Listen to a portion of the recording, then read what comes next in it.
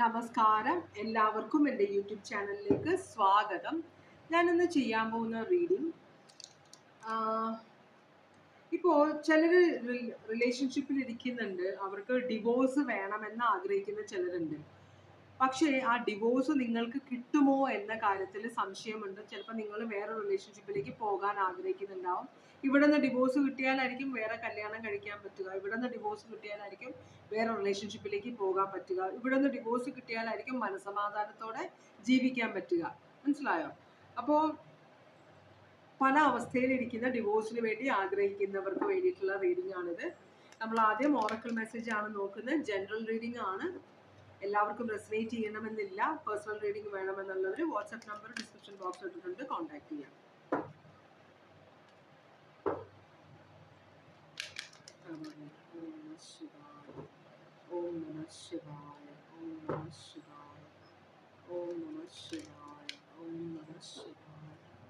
ഓം നമഃ ശിവായ, ഓം നമഃ ശിവായ, ഓം നമഃ ശിവായ, ഓം നമഃ ശിവായ. അറിഞ്ഞില്ല കാട് ഹവാനി.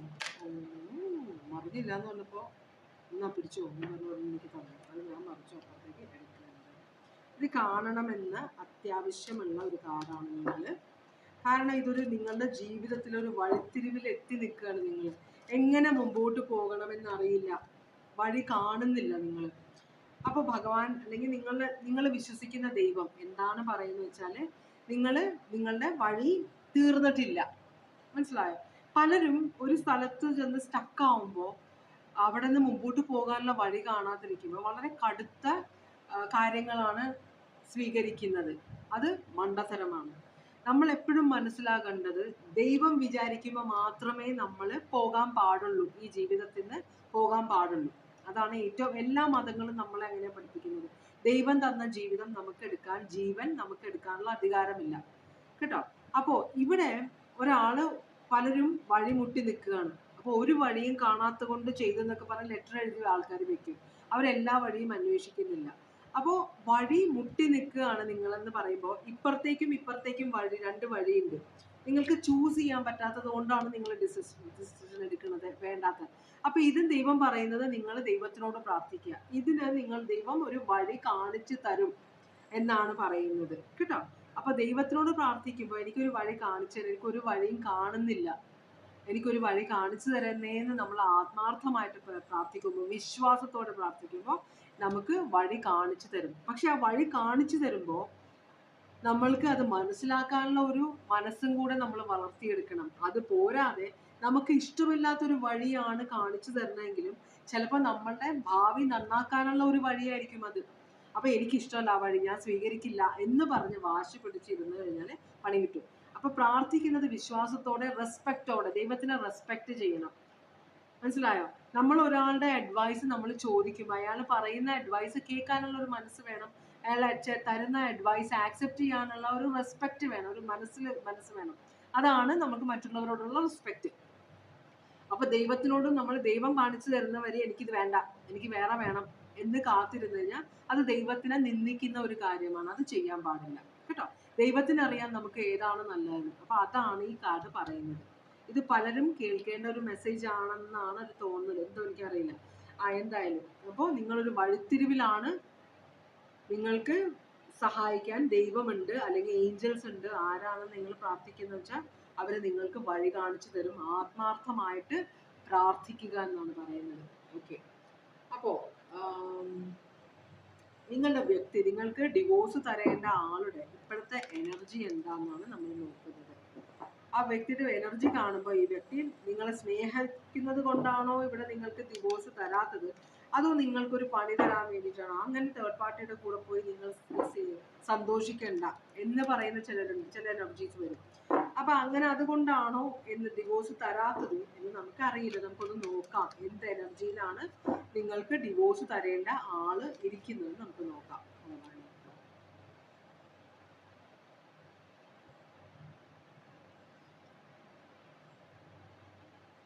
വളരെ സെൽഫ് സെൻറ്റേർഡ് എന്ന് പറയുമ്പോൾ സ്വന്തം കാര്യം മാത്രം നോക്കുന്ന ഒരു എനർജി. മനസ്സിലായോ? ഇവിടെ ഫിനാൻഷ്യൽ ഈ വ്യക്തി മെയിനായിട്ട് കാണിക്കുന്നത് നമ്മളുടെ പണ്ടത്തെ വിവാഹങ്ങളൊക്കെ നടക്കുമ്പോൾ ഇപ്പോഴും അതെ, സ്ത്രീധനം കൊടുക്കാൻ പാടില്ല, വാങ്ങിക്കാൻ പാടില്ല, ഗിഫ്റ്റിന്റെ രൂപത്തിൽ കൊടുക്കരുത്, അങ്ങനെ ഇങ്ങനെയൊക്കെ പറയുന്നുണ്ട്. പക്ഷെ എന്നാൽ ഇതൊക്കെ നടക്കുന്നുണ്ട്. അപ്പോ നിങ്ങളായിട്ട് കൊടുത്തിട്ടുള്ള കാര്യങ്ങൾ തിരിച്ചു തരാതിരിക്കാൻ വേണ്ടിയിട്ടും കൂടിയിട്ടാണ്. കാരണം ആ വ്യക്തിയുടെ അടുത്തുള്ള ഫിനാൻസിൽ കുറവ് വരും നിങ്ങൾക്ക്. കാരണം നമ്മളൊരു പണ്ട് കാലത്ത് ഒരു 2 പവൻ സ്വർണമാണ് കൊടുത്തിട്ട് കല്യാണം കഴിച്ചവരാണെങ്കിൽ പോലും ഇപ്പൊ സ്വർണത്തിന്റെ വില 2 പവന് ഒരു 2 ലക്ഷം, മനസ്സിലായി, അത്രയെങ്കിലും എമൗണ്ട് വരുന്നുണ്ട്. അപ്പോ ആ ഒരു എമൗണ്ട് ഈ തരുന്ന അത്രയും ഒരു എമൗണ്ടിന്റെ ലോസ് ആണ് ഈ വ്യക്തി. ഞാൻ 2 പവന് ചുരുക്കി പറഞ്ഞതാണ്. അപ്പൊ ആ ഒരു ലോസ് ആക്സെപ്റ്റ് ചെയ്യാൻ ഈ വ്യക്തി റെഡിയല്ല. നിങ്ങൾ അതേസമയം വ്യക്തിയോട് എനിക്കൊന്നും വേണ്ട, എന്നെ വെറുതെ വിട്ടാൽ മതി, എന്നെ ഡിവോഴ്സ് ഒന്നേക്കൂ എന്ന് പറഞ്ഞു കഴിഞ്ഞാൽ ചിലപ്പോൾ ഈ വ്യക്തി സമ്മതിക്കും. പക്ഷേ ഒന്നും തരാൻ പറ്റില്ല, എനിക്ക് സൗകര്യമില്ല തരാനായിട്ട്, മനസ്സിലായോ? അതുപോലെ തന്നെ ജീവനാംശം അല്ലെങ്കിൽ നിങ്ങൾക്ക് വേണ്ട മുമ്പോട്ട് കുട്ടികളുണ്ടെങ്കിൽ അതിൻ്റെത് അതൊക്കെ തരാൻ മടിയുള്ള ഒരാളാണ് ഡിവോഴ്സ് തരാൻ ആഗ്രഹിക്കാത്ത ഒരു എനർജി. അത് ആവാം. രണ്ടാമത്തത്, ആ കുറച്ച് നാൾ അവിടെ നിൽക്കട്ടെ, വലിയ ഗമയിൽ അഹങ്കാരത്തോടെ ഇറങ്ങി പോയതല്ലേ എന്നെ വേണ്ടെന്ന് പറഞ്ഞു, എന്തായാലും ഇനി കൊടുക്കും, ഇപ്പൊ തൽക്കാലം ഇല്ല, കുറച്ച് കഴിഞ്ഞിട്ട് തരാമെന്ന് പറഞ്ഞ് വെറുതെ വലിച്ചു നീട്ടുന്ന ഒരു എനർജി കാണിക്കുന്നുണ്ട്. 2 എനർജി. മൂന്നാമത്തെ എനർജി, ഈ വ്യക്തി ചിലപ്പോൾ നിങ്ങളെ ഇവിടെ സ്നേഹം കാണിക്കുന്നില്ല. മൂന്നാമത്തെ എനർജി പറയുന്നത് വെച്ചാൽ വളരെ അസൂയയിലാണ്. കാരണം നിങ്ങൾ ഈ വ്യക്തി ഉപേക്ഷിച്ച് പോയിട്ട് വേറൊരാളുമായിട്ട് സ്നേഹത്തിലാണെന്ന് ഈ വ്യക്തിക്ക് മനസ്സിലായിട്ടുണ്ട്. അപ്പൊ അങ്ങനെ എൻ്റെ അടുത്ത് നിന്ന് പോയിട്ട് വേറെ ആരെങ്കിലുമായിട്ട് സന്തോഷമായിട്ട് നീ ജീവിക്കണ്ട എന്നൊരു എനർജി. 3 എനർജീസ് ആണ് ഇവിടെ വന്നിട്ടുള്ളത് കേട്ടോ. ഇനിയും ഉണ്ടാവും എനർജി, പക്ഷെ എന്നോടത് പറയുന്നില്ല. വളരെ ശ്വാസം മുട്ടിച്ചിരുന്ന ഒരു എനർജിയാണ് ഈ വ്യക്തി. വളരെയധികം നിങ്ങളെ കൺട്രോൾ ചെയ്തിരുന്ന ഒരു എനർജി.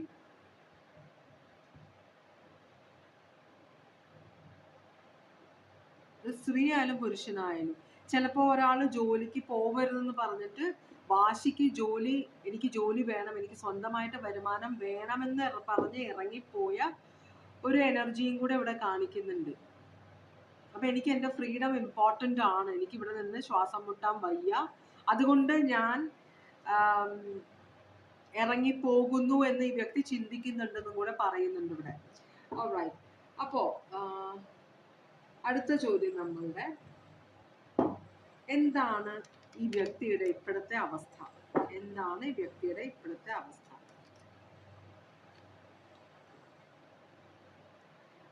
നല്ല സമയമാണ് ഈ വ്യക്തിയുടെ ജീവിതത്തിൽ ഇപ്പൊ ഉള്ളത്. ഈ വ്യക്തി നിങ്ങളെ, അപ്പൊ ഇവിടെ വേറൊരു എനർജിയും കൂടെ ഈ വ്യക്തിയുടെ കാണിക്കുന്നുണ്ട്. നിങ്ങളെ പറ്റിച്ചുകൊണ്ടിരുന്ന, നിങ്ങൾ ഇരിക്കുമ്പോ തന്നെ, നിങ്ങളുമായിട്ട് ബന്ധത്തിൽ ഇരിക്കുമ്പോ തന്നെ, ഭാര്യ ഭർത്താവുമായിരിക്കാം അല്ലെങ്കിൽ ഒരു റിലേഷൻഷിപ്പ് ആയിരിക്കും, ഇരിക്കുമ്പോ, ഇത് ഭാര്യയും ഭർത്താവും, സോറി, ഡിവോഴ്സ് ആണ് നമ്മൾ, സോറി കേട്ടോ, ഞാൻ എന്റെ പെട്ടെന്ന് അതങ്ങനെ വന്നു. എന്തെങ്കിലും അവിടെ ഇത് ഭാര്യ ഭർത്താവ് ബന്ധമാണ്, അല്ലാതെ ഡിവോഴ്സ് പോവില്ലല്ലോ. ഓക്കെ, എനിക്ക് എന്താ അങ്ങനെ ഒരു ഫീലിംഗ് ഒന്നും അറിയില്ല. ഇത് കണ്ടപ്പോഴാണ്, വീൽ ഓഫ് ഫോർച്യൂൺ കണ്ടപ്പോഴാണ് തോന്നിയത്. ഓക്കെ, എന്തെങ്കിലും ആവട്ടെ. അപ്പോ ഇവിടെ നിങ്ങളുമായിട്ട് ബന്ധം, കാരണം ഡിസെപ്ഷൻ കാണിച്ചു, നിങ്ങളുമായിട്ട് ബന്ധത്തിൽ ഇരിക്കുമ്പോൾ തന്നെ നിങ്ങളെ ചതിക്കുന്ന ഒരു എനർജി, വഞ്ചിക്കുന്ന ഒരു എനർജിയാണ്. അത് കണ്ടപ്പോഴാണ് ഇതൊരു റിലേഷൻഷിപ്പ് ആണെന്നൊരു ചിന്ത എനിക്ക് വന്നത്, ആ ഒരു എനർജി വന്നത്. അല്ല, ഇത് ഡിവോഴ്സ് ആണ് നമ്മൾ നോക്കുന്നത്. അതിന് ഞാൻ പെട്ടെന്ന് ഡിസ്കണക്റ്റഡ് ആയി. ഓക്കെ, അപ്പോ ഇത് ഡിസെപ്ഷൻ ചെയ്യുന്ന ഒരു എനർജിയാണ് നിങ്ങളുടെ വ്യക്തി. നിങ്ങൾ ആരിൽ നിന്നാണോ ഡിവോഴ്സ് ആഗ്രഹിക്കുന്നത്, ഇത് വളരെയധികം നിങ്ങളെ വഞ്ചിക്കുന്ന, നിങ്ങൾ ഇരിക്കുമ്പോൾ തന്നെ പല പുരുഷന്മാരായിട്ടും പല സ്ത്രീകളുമായിട്ട് ബന്ധമുള്ള ഒരു എനർജിയാണ്. അത് വളരെയധികം എൻജോയ് ചെയ്യുന്ന ഒരു എനർജിയാണ്, കുറ്റബോധമില്ല, അത് വളരെ നല്ലൊരു കാര്യമാണെന്ന് ചിന്തിക്കുന്ന ഒരു എനർജിയാണ്. പിന്നെ വേറൊരു കാര്യം കൂടി ഇവരുടെ മനസ്സിലുണ്ട്, നിങ്ങൾ ഇതൊന്നും അറിയില്ല എന്നൊരു, മറ്റുള്ളവരെ പറ്റിക്കുന്നതിൽ ആനന്ദം കൊള്ളുന്ന ഒരു എനർജി, നിങ്ങൾ അറിയില്ല എന്നൊരു വളരെ ഒരു കോൺഫിഡൻസ് ഉണ്ട് ഈ വ്യക്തിക്ക്. അതുപോലെ തന്നെ നിങ്ങൾ ഇത് പരസ്യമാക്കാൻ ഈ വ്യക്തി ആഗ്രഹിക്കുന്നില്ല. കോടതിയിലെല്ലാം ഡിവോഴ്സിന് പോകുമ്പോൾ എന്തുകൊണ്ടാണ് നിങ്ങൾ ഈ വ്യക്തിയിൽ നിന്ന് ഡിവോഴ്സ് ആഗ്രഹിക്കുന്നതെന്ന് പറയുമ്പോൾ അവിടെ പ്രശ്നങ്ങളായി. നിങ്ങൾ കാര്യങ്ങൾ പറയും, നാട് മുഴുവൻ അറിയും. ഇവർ ഭയങ്കര വലിയ ഒരു എനർജി, വലിയ പവറിലിരിക്കുന്ന ഒരു എനർജി ആണെങ്കിൽ നാട്ടുകാരെ മുഴുവൻ അറിയും ഇവരുടെ വീട്ടിലുള്ള വിശേഷങ്ങൾ. അതുകൊണ്ട് തന്നെ ഈ വ്യക്തി അങ്ങനെ ഒരു സിറ്റുവേഷൻ ഒഴിവാക്കാൻ വേണ്ടിയിട്ട് കൂടിയിട്ടാണ് നിങ്ങൾക്ക് ഡിവോഴ്സ് തരാത്തത്, കേസായിട്ട്. എന്നാൽ പിന്നെ നിങ്ങൾ കൗൺസിലിങ്ങിന് പോയിട്ട് മ്യൂച്വലായിട്ട് നിങ്ങളുടെ ചില ആളുകൾ അത് ഇടപെട്ടത് മ്യൂച്വലായിട്ട് മാറ്റുമല്ലോ.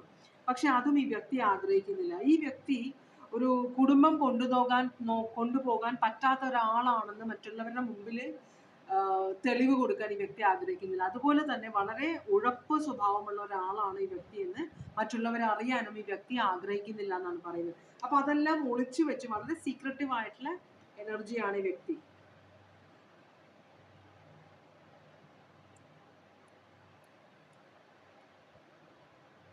ഇത് ഇപ്പൊ കേസൊക്കെ ആയിട്ട് പോയി ഡിവോഴ്സിനൊക്കെ നിങ്ങൾ പറഞ്ഞു കഴിഞ്ഞിട്ടുണ്ടെങ്കിൽ ഈ വ്യക്തി പറയുന്നത് ഇതോടുകൂടി വ്യക്തിക്ക് നാട്ടിലുള്ള വില ഇല്ലാതായി പോകുമെന്നാണ് പറയുന്നത്. അതും കൂടി കൊണ്ടിട്ടാണ് ഈ വ്യക്തി ഇതിൽ നിന്ന് നിങ്ങൾക്ക് ഡിവോഴ്സ് തരാത്തത്. Taurus, Leo, Aquarius, Scorpio.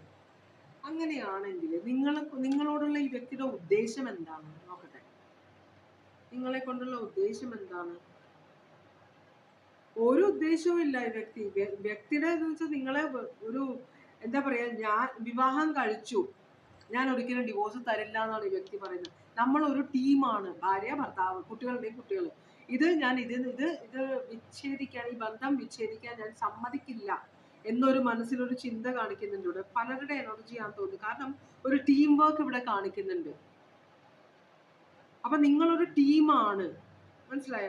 അതുകൊണ്ട് തന്നെ ഇപ്പോഴും നിങ്ങൾ കുറച്ച് കഴിയുമ്പോൾ നിങ്ങളുടെ മനസ്സ് മാറുമെന്നൊരു ചിന്ത ഈ വ്യക്തിക്ക് വരുന്നുണ്ട്. അപ്പൊ അതുകൊണ്ടാണ് ഈ വ്യക്തി, അതുപോലെ തന്നെ ഈ വ്യക്തി വിചാരിക്കുന്നത് നിങ്ങൾ ഭയങ്കര മൂഡ് സ്വിങ്സ് ഉള്ള ഒരു ആളാണെന്നാണ് വിചാരിക്കുന്നത്. ചിലപ്പോൾ നിങ്ങൾക്ക് വട്ടാണ് എന്ന് വരെ കേസിന്റെ സമയത്ത് പറയാനിടയുണ്ട് ഈ വ്യക്തി. കാരണം ഉദ്ദേശം ഈ ഒരു ബന്ധം വിടാൻ ഞാൻ സമ്മതിക്കുന്നില്ല എന്നാണ് പറയുന്നത്. അതൊരു വാശിയായിട്ടാണ് ഈ വ്യക്തിക്ക് തോന്നുന്നത്. അപ്പൊ നിങ്ങൾ ഭയങ്കര മൂഡിയാണ്, നിങ്ങൾ ഒട്ടും ഇമോഷണലി മെച്യൂർഡ് അല്ല. അപ്പൊ ചിലപ്പോൾ കുറച്ച് കഴിയുമ്പോൾ നിങ്ങളുടെ ഈ മനസ്സ് മാറും, പിന്നെയും നിങ്ങൾ ഈ ബന്ധത്തിന് വേണ്ടി ആഗ്രഹിക്കുമെന്നൊരു ചിന്ത, അതാണ് ഈ വ്യക്തി. അപ്പം വ്യക്തിയുടെ വിചാരം നിങ്ങൾ വളരെ വീക്കായ ഒരു ക്യാരക്ടറാണ്. അപ്പൊ ഇപ്പൊ നിങ്ങൾ മറ്റുള്ളവരൊക്കെ പറയുന്ന ആ സപ്പോർട്ട് കൊണ്ടിട്ടാണ് നിങ്ങൾ ഡിവോഴ്സ് വേണം എന്നൊക്കെ പറയുന്നത്. പക്ഷെ കുറെ കഴിയുമ്പോൾ നിങ്ങൾ ഇതിന് പിന്മാറും ഈ ഒരു ചിന്തയിൽ നിന്ന്. അപ്പൊ പിന്നെ തിരിച്ച് നിങ്ങൾ ഈ വ്യക്തിയുടെ ജീവിതത്തിലേക്ക് വരുമെന്നാണ് ഈ വ്യക്തിയുടെ ഒരു ചിന്ത. കാരണം നിങ്ങൾക്ക് ഒറ്റയ്ക്ക് ജീവിക്കാനുള്ള കപ്പാസിറ്റി ഇല്ല. അതുകൊണ്ടാണ് നിങ്ങളെ ഇവിടെ ഇട്ട് ഇങ്ങനെ ഡിലേ ആക്കിക്കൊണ്ടിരിക്കുന്ന വ്യക്തി. വലിപ്പിക്കുക നമ്മൾ പറഞ്ഞ അതാണ് ചെയ്തുകൊണ്ടിരിക്കുന്നത് മനഃപൂർവ്വം. എന്താണ് നിങ്ങളോടുള്ള ഇപ്പോഴത്തെ ഫീലിങ്സ് എന്ന് നമുക്ക് നോക്കാം.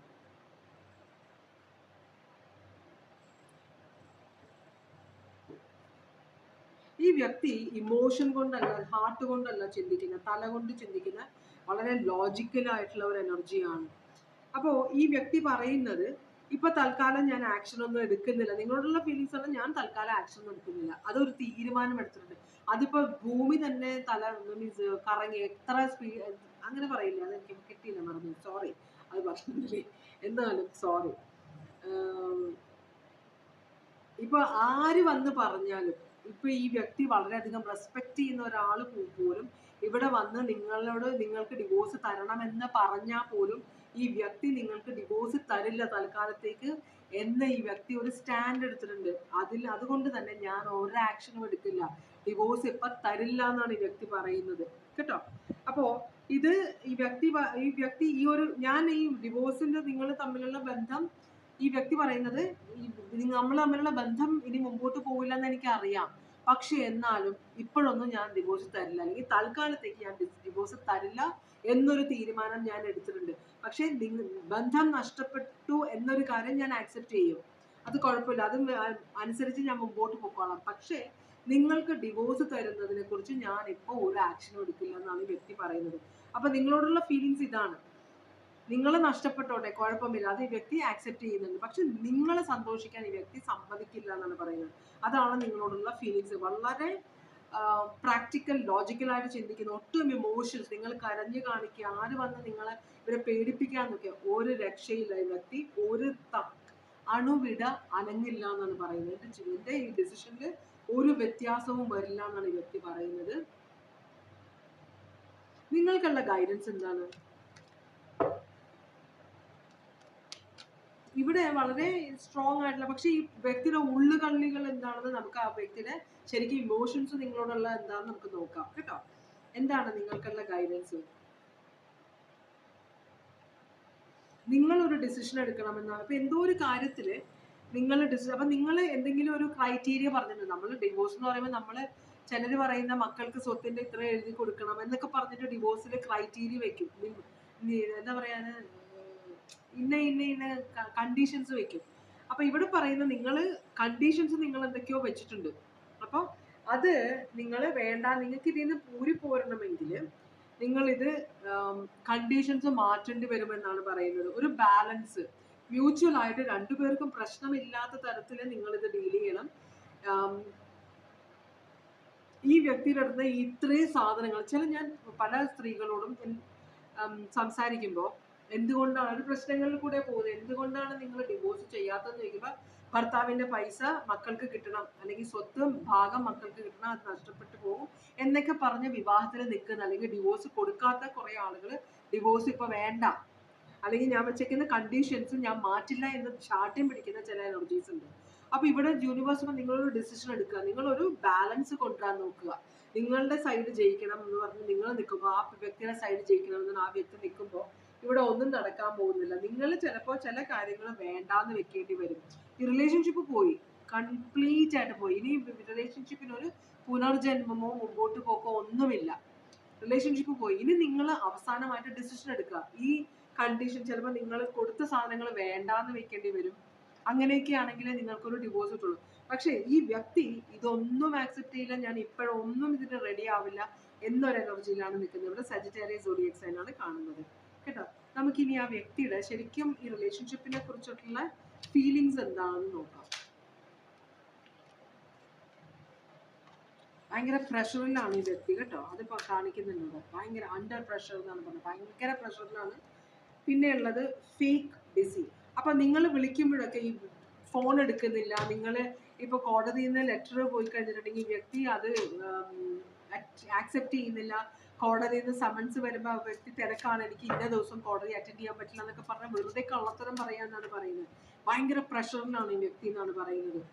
അതുപോലെ തന്നെ പക്ഷേ ഈ വ്യക്തി ഈ നിമിഷത്തിൽ ജീവിക്കുന്ന, ഫ്യൂച്ചറിൽ എന്ത് വരണമെന്ന് എനിക്ക് അറിയേണ്ട കാര്യമില്ല. ഇപ്പൊ ഞാൻ തരില്ല, ഇപ്പൊ ഞാൻ ഡിവോഴ്സിന് സമ്മതിക്കില്ല എന്നാണ് ഈ വ്യക്തി. അത് നിങ്ങളെ ശരിക്കും പറഞ്ഞാൽ നിങ്ങൾക്ക് പണി തരികയാണ് ഈ വ്യക്തി. പിന്നെ ശരിക്കും പറഞ്ഞാൽ ഈ വ്യക്തി ഇപ്പൊ ശരിക്കും ഒരു ഫ്രീഡം എൻജോയ് ചെയ്യുന്ന ഒരു വ്യക്തിയാണ്.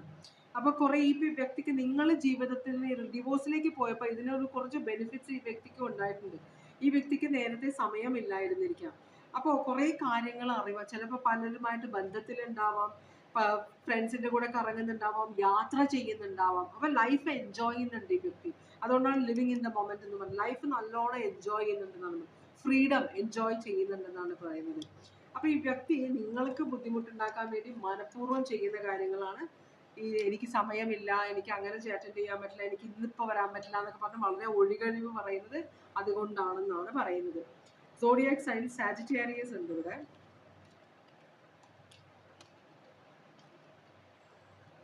ടോറസ്, ലിയോ, അക്വേറിയസ്, സ്കോർപിയോ ഉണ്ട്.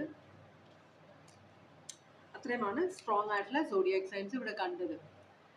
അപ്പോൾ ഇതുവരെ എൻ്റെ റീഡിംഗ് കണ്ടുകൊണ്ടിരുന്ന എല്ലാവർക്കും വളരെയധികം നന്ദി. എല്ലാവർക്കും ഭഗവാൻ സന്തോഷവും സമാധാനവും സംതൃപ്തിയും സമൃദ്ധിയുമായ ആരോഗ്യ സൗഖ്യവും തന്നനുഗ്രഹിക്കാൻ ഇടയാകട്ടെ എന്ന് ആശംസിക്കുന്നു. എല്ലാവരും സേഫ് ആയിട്ടിരിക്കുക.